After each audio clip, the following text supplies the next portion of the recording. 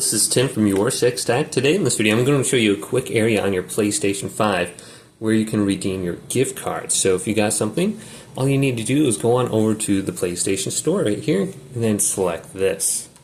Once we're under here, just go on down with the D-pad and then go to the right. And we want to go to the three little dots for more and select this.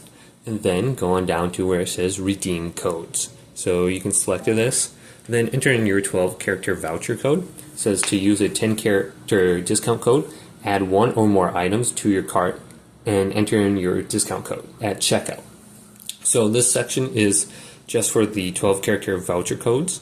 If you want to use the 10-character code, you have to do that when you check out.